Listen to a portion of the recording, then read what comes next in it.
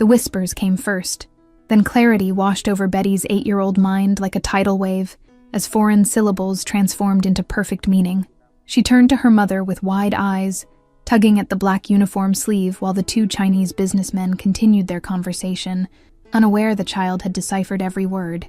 Heather Wilson checked her reflection in the staff bathroom mirror, straightening her bow tie while her daughter watched with curious eyes. 27 years old with only $26 in her account, until next week's paycheck, she had no choice but to bring Betty to tonight's elite Philadelphia gala. Remember, stay in the kitchen corner, color quietly, and don't talk to the guests, Heather instructed, kneeling to smooth her daughter's simple blue dress. This job pays triple my normal rate. Enough for next month's rent, and maybe even that science kit you wanted. Betty nodded solemnly, clutching her small backpack of activities while thinking about the strange thing that happened yesterday at the grocery store. The Polish grandmother had been muttering to herself in her native language, and suddenly Betty understood every complaint about American bread prices. Head chef Boris raised an eyebrow at the child hiding behind Heather's legs, but quickly softened when she explained her babysitter had canceled last minute. Fine, but keep her out of sight. These high society types don't want to see staff children at their fancy charity events. Heather rushed between tables with practiced grace, balancing champagne flutes while memorizing faces of Philadelphia's elite attending the Children's Hospital fundraiser. Her eyes lingered momentarily on the striking man at table 12, his tailored suit and commanding presence drawing attention from everyone in the ballroom.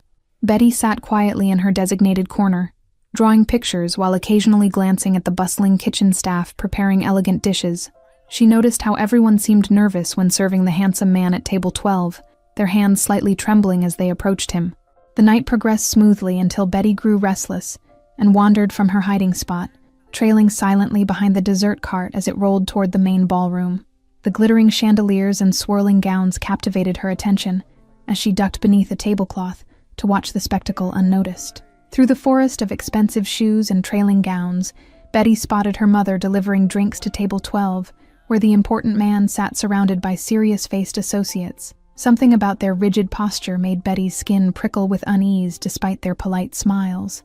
From her hidden vantage point, Betty observed two waiters she hadn't seen before enter from a side door, their movements stiff and purposeful, unlike the fluid grace of the regular staff. They exchanged quick glances before approaching table 12 with a special bottle wrapped in an expensive-looking cloth. When they began speaking in rapid Sicilian while pouring a special glass for the important man, Betty froze as their foreign words suddenly became crystal clear in her mind. Once he drinks this, the boss is dead, and the Russians take control of Philadelphia by morning, the taller waiter whispered with chilling certainty. Betty's heart hammered against her ribs as she watched in horror, the assassin's plan unfolding in slow motion before her eyes. Without thinking, she scrambled from beneath the table and darted across the polished floor, ignoring shocked gasps from the elegant guests. "Don't drink it!" she screamed, lunging toward table 12 where the powerful man was raising the champagne flute to his lips. "They put something in it. They said you'd die if you drink it." The room fell into stunned silence as all eyes turned toward the small girl in the blue dress, her cheeks flushed with exertion and fear. Betty pointed frantically at the two waiters who were already backing toward the exit, their faces twisted with rage at the unexpected interruption. The man at table 12 slowly lowered his glass, dark eyes shifting from the trembling child to the retreating waiters with calculated precision. In one fluid motion, he stood and signaled to two suits by the door, who immediately blocked the exits, his expression never changing despite the chaos erupting around him. Security descended swiftly, surrounding the table as the important man, whom Betty heard someone address as Mr. Corvino, calmly instructed a guard to test the drink. The chemical detection strip turned an alarming shade of purple within seconds, confirming the deadly poison that would have stopped his heart instantly. Heather pushed through the crowd with wild panic in her eyes, dropping to her knees beside Betty and clutching her close. "I'm so sorry about my daughter, sir," she stammered, avoiding direct eye contact with the intimidating figure whose life her child had just saved. "Mr. Corvino studied them both with piercing intensity, his angular face betraying no emotion as security dragged the struggling assassins away. "How did your daughter know what was being said?" he asked in a surprisingly gentle voice, crouching down to Betty's eye level. Betty shrank against her mother's side, suddenly shy under the scrutiny of so many stares. "I heard them talking in a different language, but I understood the words somehow," she whispered, her small voice barely audible above the murmuring crowd. Heather stroked her daughter's hair protectively, trying to mask her own confusion and fear. She's always been special with languages, picks them up instantly.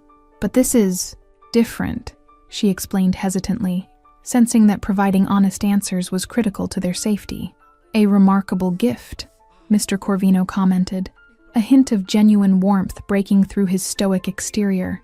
He turned to address his associates with quiet authority, ordering the ballroom cleared of guests, while maintaining a reassuring smile for Betty's benefit. Within minutes, the grand space had emptied, except for Mr. Corvino's security team, the catering staff, and several serious men in expensive suits discussing the situation in hushed tones. Heather held Betty's hand tightly, unsure whether they were being protected or detained. "Please join me, Mr. Corvino gestured toward a private alcove away from prying ears, his invitation clearly not optional despite its polite delivery. "I believe I owe this brave young lady my life, and I never leave debts unpaid."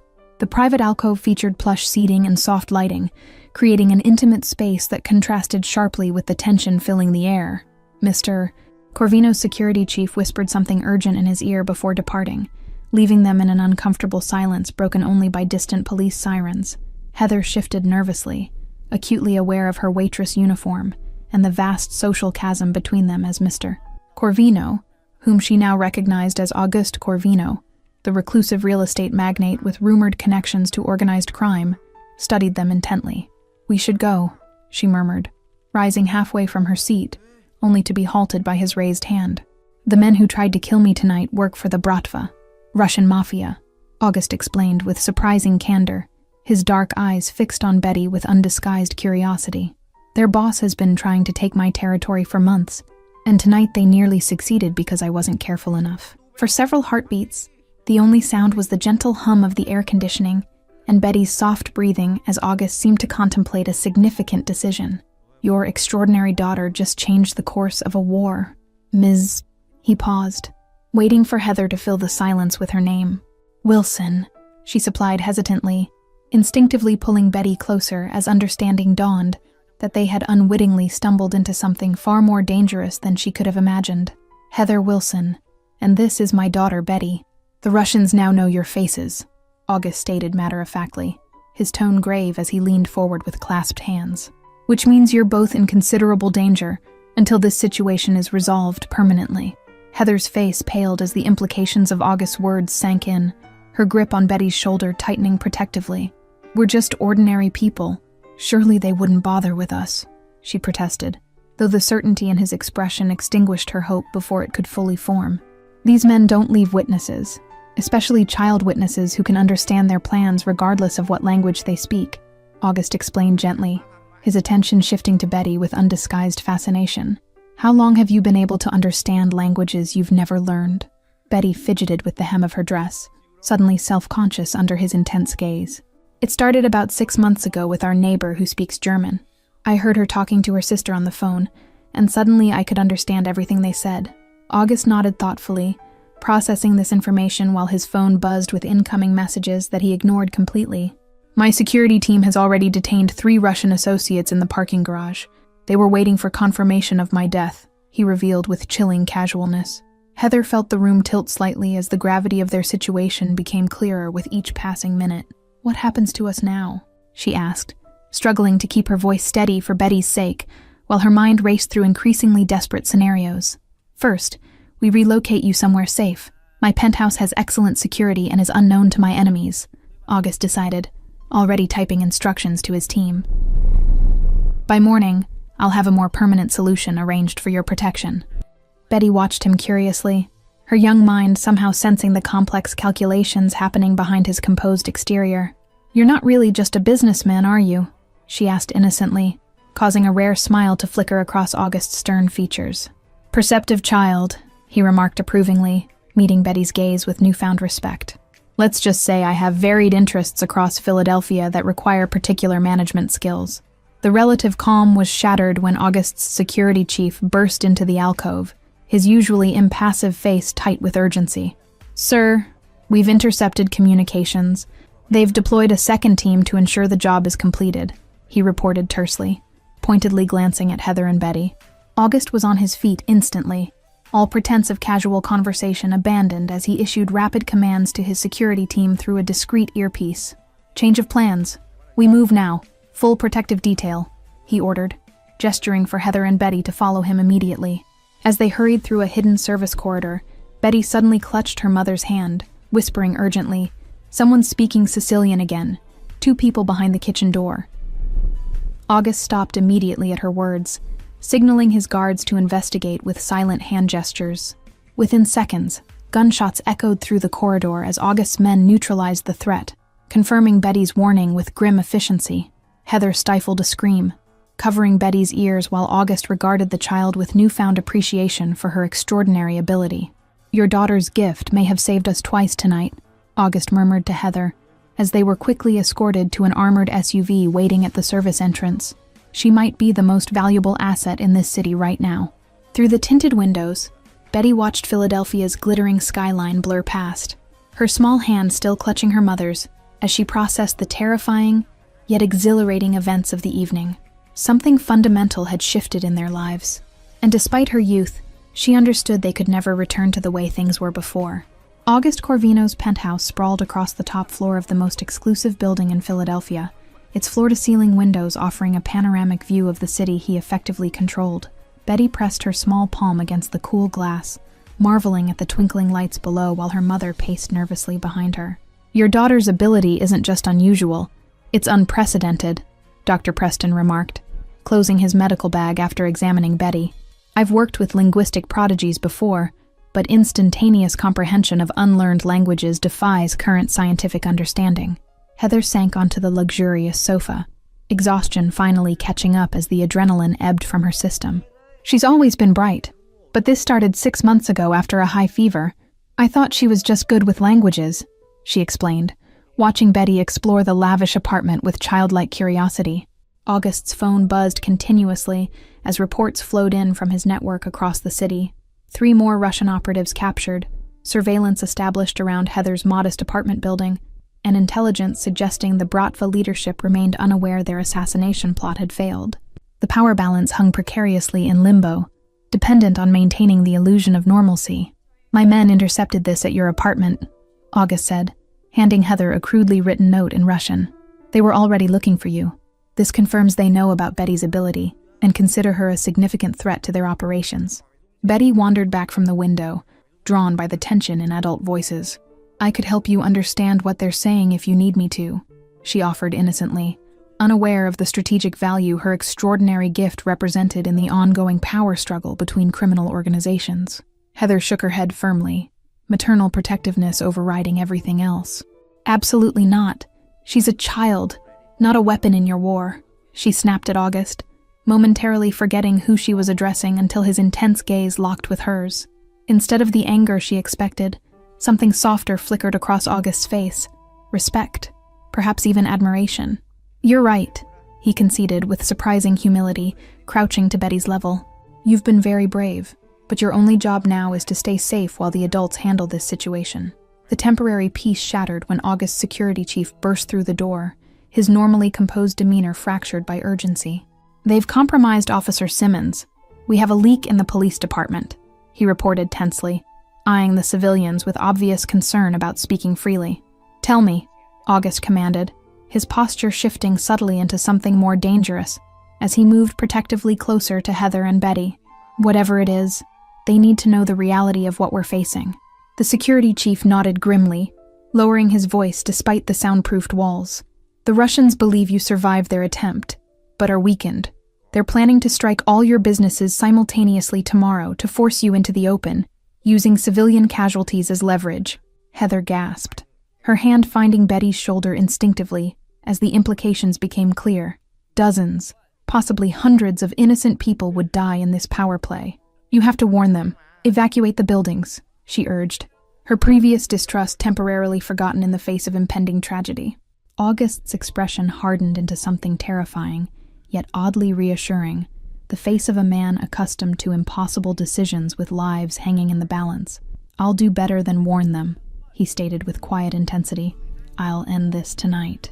Betty tugged suddenly at August's sleeve, her small face serious beyond her years. "The man who was watching us from the building across the street," He was talking to someone on the phone in Sicilian about a tracker, she revealed, pointing toward the window where she'd been standing earlier. In a blur of controlled violence, August's security team sprang into action, sweeping the room with electronic detection equipment until they discovered the miniature tracking device hidden in the lining of Betty's backpack.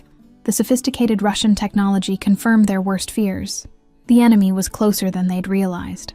The helicopter landed on August's secondary property, a sprawling estate outside city limits, surrounded by dense forest and state-of-the-art security systems. Betty watched with wide eyes as armed guards patrolled the perimeter, their silhouettes barely visible in the pre-dawn light filtering through bulletproof windows.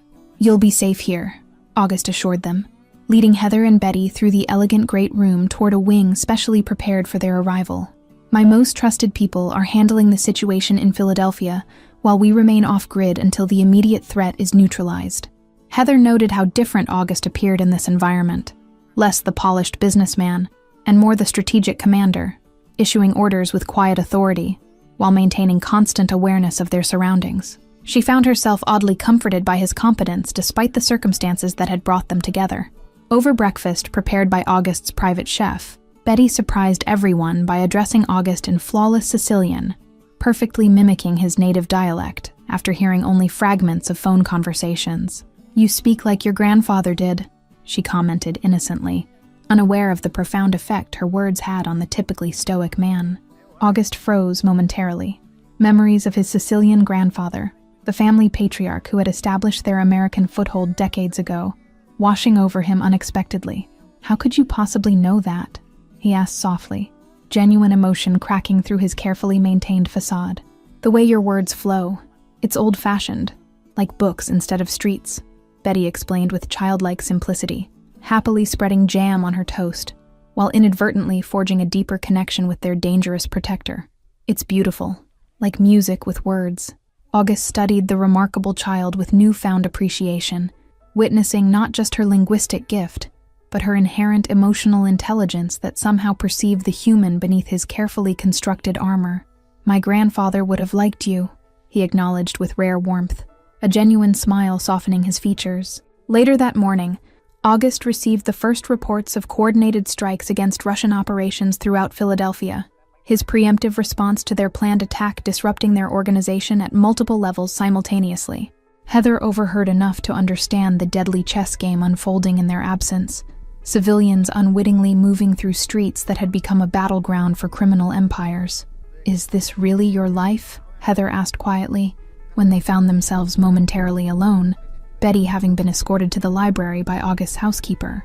Constantly fighting, hurting people, living behind walls of security and violence? August considered her question with surprising thoughtfulness, absently rotating the heavy signet ring that marked his status within his organization. "It's the life I inherited and learned to excel at," he answered honestly, something in Heather's direct gaze compelling his candor where threats would have failed. "And you never wanted something different?" she pressed, unintimidated by his reputation in a way few people had ever been. "Something normal, friends who aren't afraid of you, relationships based on more than power and obligation." A shadow crossed August's face, revealing a glimpse of the path not taken, a vulnerability she hadn't expected from someone so formidable. "What I want stopped mattering a long time ago," he replied, the bitterness in his voice tempered by resignation to choices made years before. The moment of unexpected intimacy was interrupted by August's security chief arriving with crucial intelligence. The Russian leadership had requested an emergency meeting to negotiate terms following the devastating counterattack. The balance of power had shifted decisively, creating an opportunity to end the conflict before more blood was shed. "I should return to the city," August declared, already mentally calculating risks and advantages as he prepared to leverage his strengthened position. "You'll remain here under maximum security until I've confirmed the threat has been permanently resolved." Heather felt an unexpected surge of concern at the thought of August facing his enemies alone, the man who had risked everything to protect her daughter, suddenly seeming strangely vulnerable despite his power. "Be careful," she said simply, surprising herself with the genuine sentiment behind her words. August paused at the doorway, momentarily disarmed by her concern, a foreign experience for someone accustomed to fear or obedience, rather than authentic worry for his welfare. "I always am," he promised, with unexpected gentleness, his gaze lingering on her face before he departed. 3 days passed in tense waiting, the sprawling estate eerily quiet save for security updates and Betty's cheerful exploration of the extensive library where she discovered books in a dozen languages. Heather found herself constantly checking the driveway, anxiety growing with each passing hour without word from August. "You're worried about him," Betty observed perceptively, curled beside her mother on a window seat overlooking the manicured gardens where armed guards maintained their vigilant patrol. "I can tell by how you keep looking at the road and checking your phone." Heather sighed, unable to deny the truth in her daughter's assessment, or the confusing emotions developing toward the dangerous man who had upended their lives. "It's complicated, sweetie," she admitted, absently stroking Betty's hair, while wrestling with feelings she hadn't anticipated. The distant rumble of vehicles approaching broke the afternoon stillness, security teams confirming August's arrival via encrypted radio channels, moments before his motorcade appeared through the trees. Heather tried to ignore the relief washing over her as she recognized his tall figure emerging from the lead car, moving with the same confident grace despite visible fatigue. August found them in the library, his normally impeccable appearance slightly rumpled from days of high-stakes negotiation. "It's over," he announced without preamble, exhaustion evident in the shadows beneath his eyes. "The Russians have agreed to withdraw from Philadelphia entirely in exchange for certain concessions elsewhere." Betty launched herself forward in a spontaneous hug that momentarily stunned August, his arms awkwardly returning the child's embrace while meeting Heather's gaze over her head. "You came back," Betty stated simply, her trust in him apparently absolute, despite knowing fragments of his dangerous reality. "I promised I would," August replied, something in his expression suggesting the significance of keeping this particular promise extended beyond professional obligation. "And we have arrangements to discuss about your future." Heather tensed, bracing herself for whatever life-altering decisions had been made on their behalf during the power negotiations. "What kind of arrangements?" she asked cautiously, years of struggling alone making her wary of solutions that seemed too convenient. "Legitimate ones," August assured her, correctly interpreting her concerns. "A position at my charitable foundation with housing provided in a secure building, excellent schools for Betty, and protection from my security team, until we're certain no threat remains from former Russian associates." The offer was generous beyond anything Heather could have imagined. Financial security, safety, opportunities for Betty's extraordinary abilities to be nurtured properly. Yet something in August's carefully neutral expression suggested there was more behind the proposal than mere obligation or strategic advantage. "And what do you get from this arrangement?" she questioned directly, unwilling to accept charity regardless of their circumstances. "I'm not interested in being indebted to anyone, no matter how well-intentioned the help might seem." August's expression softened unexpectedly, the calculated businessman momentarily replaced by something more genuine.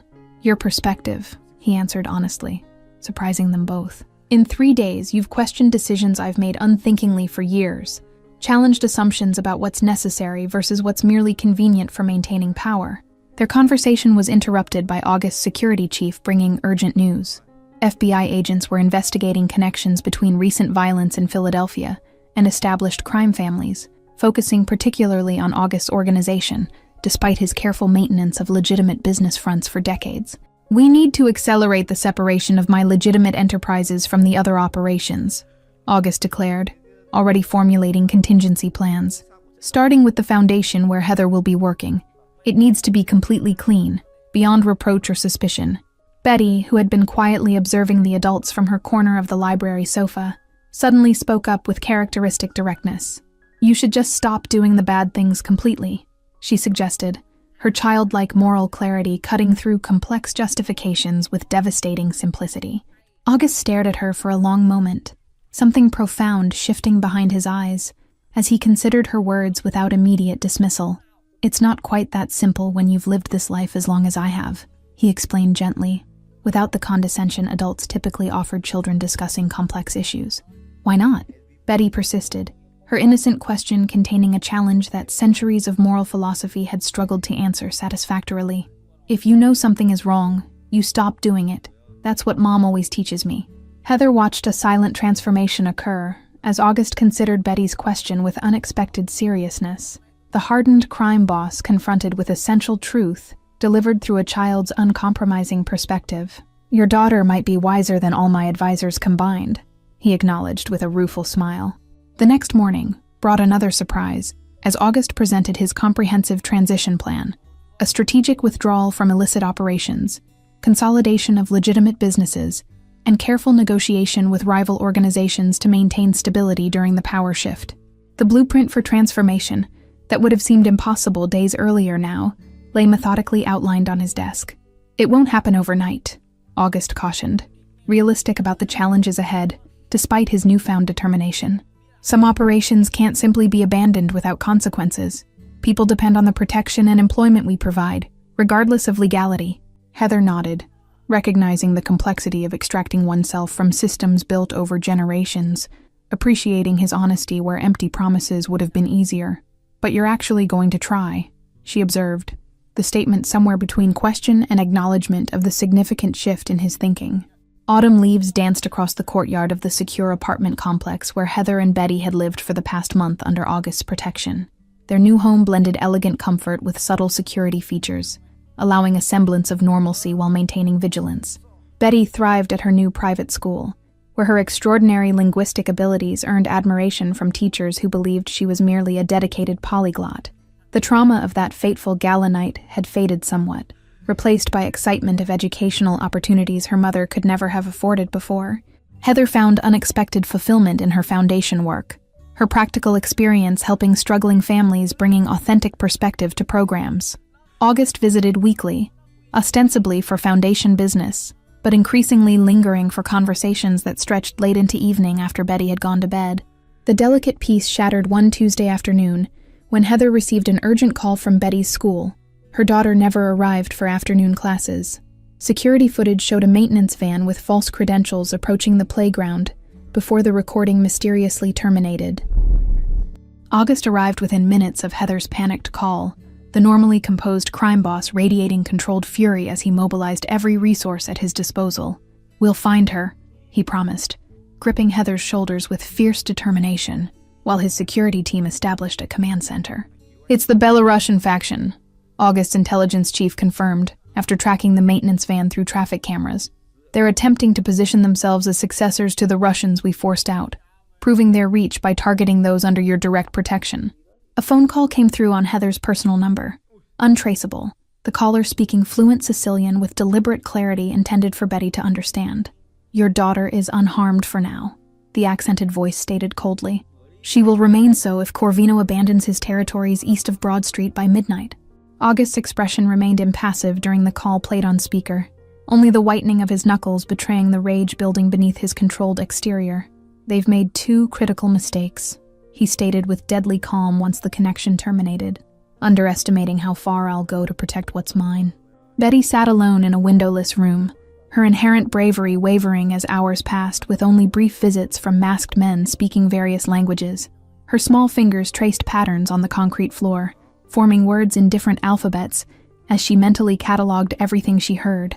Across the city, August operated with cold precision unlike anything Heather had witnessed before, leveraging decades of underworld connections and calling in favors from unlikely allies. The hunt narrowed to abandoned industrial properties along the Delaware River waterfront, satellite imagery eliminating possibilities one by one. "I'm coming with you," Heather insisted when the assault team prepared to move, her expression brooking no argument despite August's immediate objection. "She's my daughter, and she'll be terrified. She needs to see me first, not armed men she doesn't recognize." August recognized the unshakable determination in her eyes, the same fierce protectiveness he'd witnessed at their first meeting, and nodded tersely, instructing his security chief to equip her with a bulletproof vest. His personal concern extended beyond strategic considerations in ways neither acknowledged directly. The warehouse loomed dark against the night sky, seemingly abandoned but for subtle indicators of recent activity detected by thermal imaging drones deployed moments before their arrival. August's team moved with practiced efficiency, disabling perimeter security systems with silent precision. Heather's heart pounded painfully as she waited in the reinforced vehicle, watching August check his weapon with mechanical efficiency before meeting her gaze with unexpected gentleness. "I'm bringing her back to you," he promised quietly, the words carrying weight beyond professional obligation. The warehouse extraction succeeded beyond expectation. August's team recovered Betty unharmed, while capturing key members of the Belarusian organization. Betty showed remarkable composure throughout, providing crucial intelligence about conversations she had overheard during her captivity. "They have someone inside your security team," she reported solemnly once safely home, her small hand clutching her mother's while maintaining unwavering eye contact with August. The tall man with the scar spoke on the phone about getting regular updates from someone called Wraith. August's expression darkened dangerously, the betrayal cutting deep after years built on loyalty and shared history within his organization. "You're absolutely certain about this?" he asked gently, careful not to pressure the child despite the critical implications of her revelation.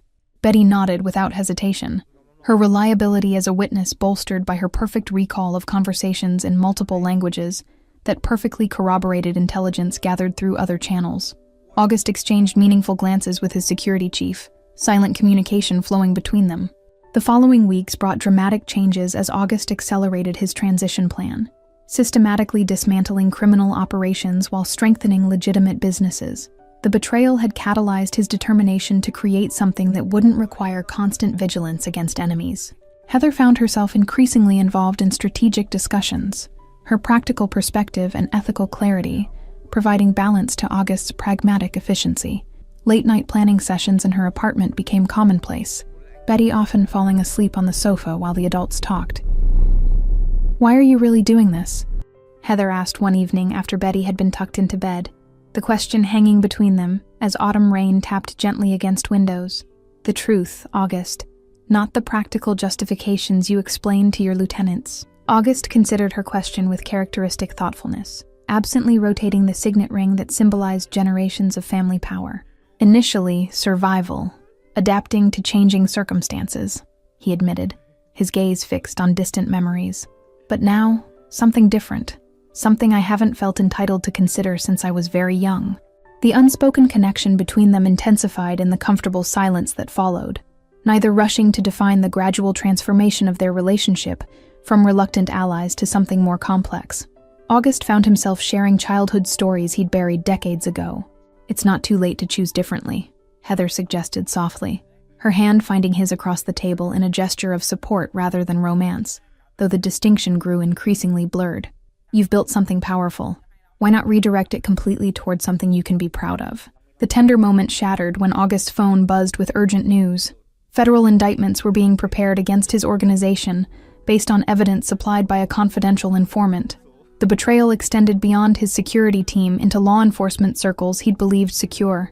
"You need to distance yourself from me immediately," August declared, already calculating contingencies as he prepared to leave. "The foundation, your position, Betty's school, all legitimate, all protected if my legal troubles don't contaminate them through association." Heather caught his arm as he rose, her expression fierce with determination matching his own.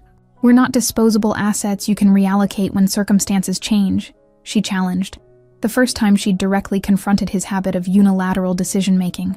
August stared at her in momentary shock before unexpected laughter broke through his tension, genuine amusement at being so thoroughly called out.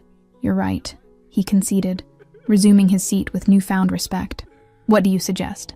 Their collaborative solution emerged through hours of discussion: accelerated legal separation of legitimate businesses, strategic cooperation with specific law enforcement agencies, and careful documentation of August's active transition away from criminal activities. The federal courthouse steps swarmed with reporters when August emerged, following his testimony against the Belarusian organization, his immunity deal contingent upon comprehensive information about rival criminal enterprises rather than his own operations. Photographers captured his composed expression as he navigated the media gauntlet. "The vultures are loving this," remarked Special Agent Bryce, the pragmatic FBI veteran who had constructed August's controversial cooperation agreement against significant internal opposition. Former crime boss destroying competitors while reinventing himself as a corporate philanthropist. "It's either the best redemption story in Philadelphia history or the most elaborate criminal evolution." August maintained his diplomatic smile for the cameras while mentally calculating the strategic advantages gained through selective cooperation, protection for his legitimate businesses, established relationships with law enforcement, and most importantly, safety for Heather and Betty. 6 months after the gala that changed everything, August Charitable Foundation hosted its annual fundraiser in the same ballroom where Betty had first saved his life. The event showcased impressive results from community programs designed with Heather's input, educational initiatives, housing assistance, and employment opportunities. Betty circulated confidently among guests in her new role as unofficial language ambassador, impressing international donors with conversation in their native tongues, while carefully maintaining the cover story that she studied languages conventionally. At 11 years old, she understood the importance of protecting her ability from those who might exploit it. "She's remarkable," August observed, watching Betty charm a Japanese technology magnate with perfect linguistic etiquette that bridged cultural barriers effortlessly.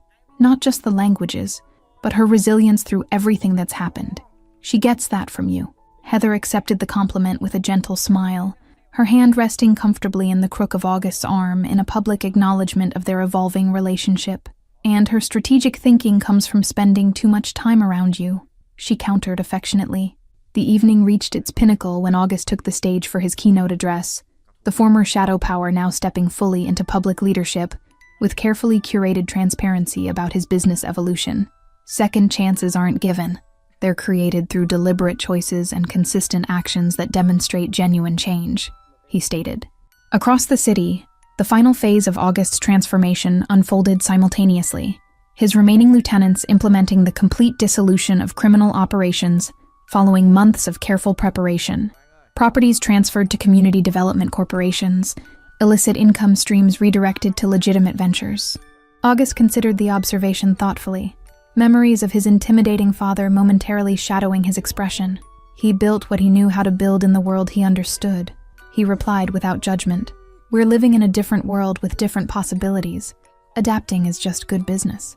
Later that evening, August found quiet moment with Heather on the ballroom terrace, the city lights spreading below them like a reflection of the stars above. "I received the final paperwork today.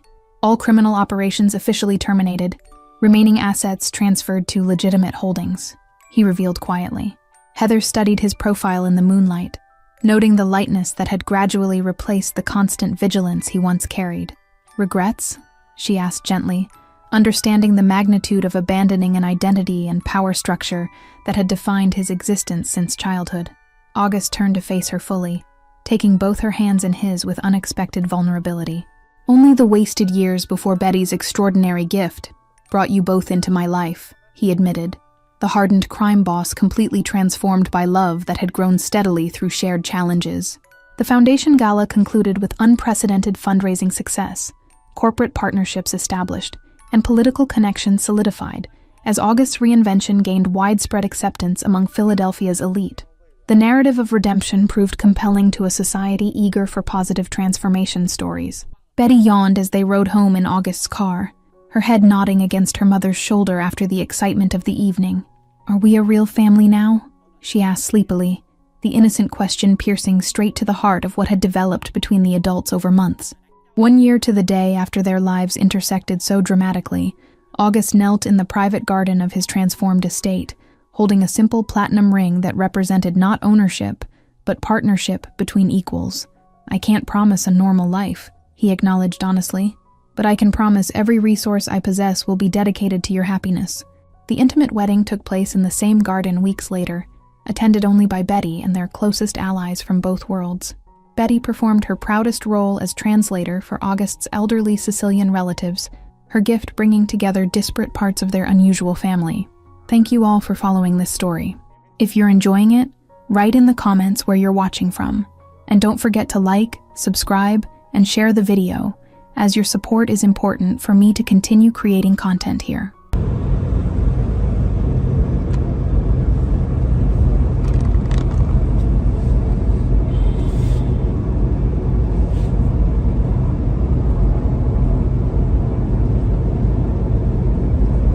Зайдем посмотрим, как у меня трансляция началась.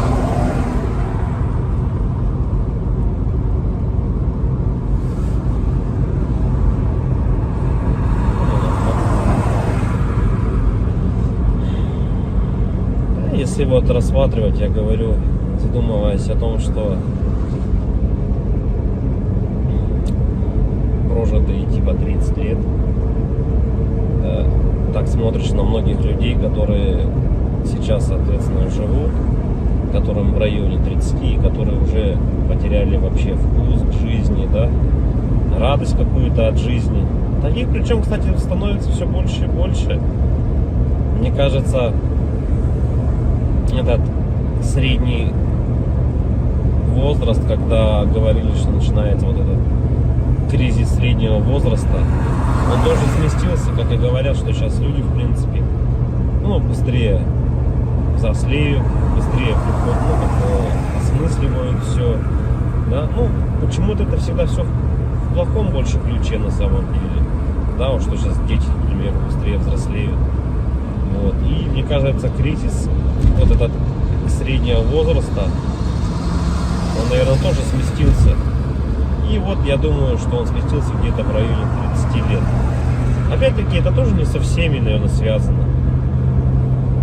Не у всех людей так, все люди разные. И как-то приходишь к той мысли о том, что помимо того, что люди сами по себе стали такие, вот, наверное, депрессивные, да, времена такие сложные, да, вот это вот еще извне много каких вещей случается, на данный момент, которые людям усугубляют эту ситуацию на самом деле, вот этой депрессии, вот этих кризисов, да, каких-то переходных моментов в жизни. И непонятно, если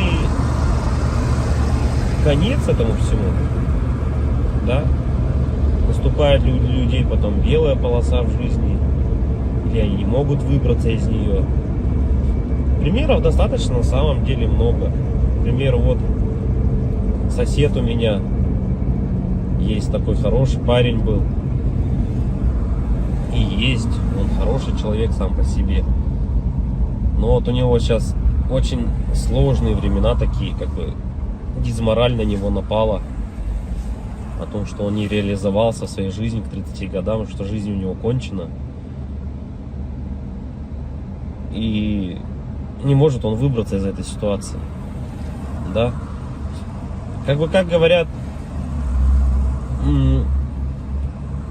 если мы говорим, что это мужики такие, да, типа слабые, да, какие-то, безморальные, как бы такие вот, что в основном это случается, наверное, зачастую, может быть, это у мужиков случается в этом возрасте, такой кризис, наверное, да, каких-то неудач в своей жизни, не пришедших ни к чему достойному и хорошему. Но вопрос в том, что это мужики такие, типа слабые, или времена такие стали, что если вот разобраться так, вот, например, возьмем даже с древних времен, когда человеку нужно было добывать пищу самому, да, там убивать мамонтов, мужику стоило там сходить на охоту. Да, на охоту он сходил, кого-то там добыл добычу, принес домой, да, что-то где-то там поделал дома, и все как бы. И это, возможно, как работа тоже на ежедневной основе, да, была. И как бы мужик в то время считался, еще воином были, они воинами были, не воевали, да. В любом случае, это все такая в основном физическая была работа, типа стратегии именно добычи пищи какой-то себе. Тут вот требовалось, возможно, какое-то знание, да, тут я не спорю. Но в основном это была физическая работа. Если взять, к примеру, не такие далекие времена, когда там люди вот только выходили из пещер, да, взять даже, допустим, 50 лет назад, 100 лет назад, да, когда люди работали на заводах, и что тогда считалось именно мужиком, да, таким. Разница была, наверное, с нынешними временами в том, что если ты работал, к примеру, на заводе на каком-то, то тебе было этого всего достаточно. То есть ты уходил на завод, отработал свое время, да, пришел домой, какие-то тоже там, может, домашние дела, и этого тебе было достаточно на самом деле. Как бы и все, и заключалась вся суть именно мужчин, вот, как бы устроиться, главное, на завод и работать физически, опять-таки, да, получить какое-то образование, так, ну, как бы среднеспециальное, к примеру, да, какой-нибудь токарь, идти на завод, отработать там 8-12 часов. Ну, это не легкая работа, я не спорю тоже с этим. Но, опять-таки, этого зато было достаточно. Человек уходил, он отрабатывал там 12 часов и понимал, что ему будет всего достаточно. Ради этого и была, наверное, главная и основная мотивация. Да? И если перенесемся мы, наверное, в наше время уже, сейчас, на данный момент, то есть люди просто не знают на самом деле, как заработать. Как получить жилье, как получить новый автомобиль. То есть способов получения данного результата его нету как такового. Это говоря о том, что ты будешь ходить на работу по 8, по 12 часов, допустим, сутками там работать, да, ты не заработаешь на машину, заработаешь ты на нее через 5 лет, если ты там не будешь ни пить, ни есть, как бы, да. Ну ладно, если вообще не тратить деньги, то заработаешь год. Ну такого же невозможно, это же только где-то в сказках. С учетом нынешних трат, то есть даже при зарплате какой-то средней, там 100 тысяч рублей, ну где-то 60, где-то 70, где-то 80. Возьмем от 60, наверное, до 120. То есть, к примеру, достижение результата такой, как, к примеру, квартира, недвижка какая-то своя, это кредиты, ипотеки. То есть вот здесь и сейчас ты берешь. И залазя все глубже и глубже, то есть, как сказать, взял ты, к примеру, себе недвижимость, да, в ипотеку, пусть оно будет так.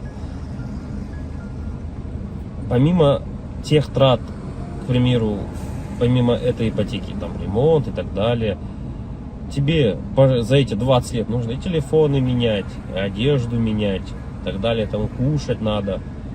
Машины также в этот же момент менять тебе надо. И то есть это кабала на самом деле такая, она дизморальная. И к чему это все? Что же значит мужик в наше время, который ходит на завод, работает 12 часов, а денег у него все равно нету. Как бы добычу он принести уже не может, да? Ну типа он может сходить в лес, но от этого толку особо не будет. И, наверное, сам интернет, во-первых, расфорсил вот это вот все, то, что люди должны зарабатывать какие-то миллионы. Они должны зарабатывать. Это было бы шикарно, если бы каждый зарабатывал. Но каждый по своей сути не может столько зарабатывать, да, потому что не хватит денег, чтобы каждый. А может их и хватит, но никто никому не даст так зарабатывать. И вот возвращаясь, к примеру, к тому, что какая зарплата? 1300, наверное, должна быть в наше время, чтобы как бы себя, наверное, обеспечивать, да? Хорошо. Одному. И кто же тогда мужик в наше время? Типа, что он должен делать? Что он должен выполнять? Как бы, если он ходит на работу, но смысла от этого нету. Ну, как бы он есть, да, у тебя какой-то идет доход, но если его недостаточно. Смотришь другие профессии, другую работу, да,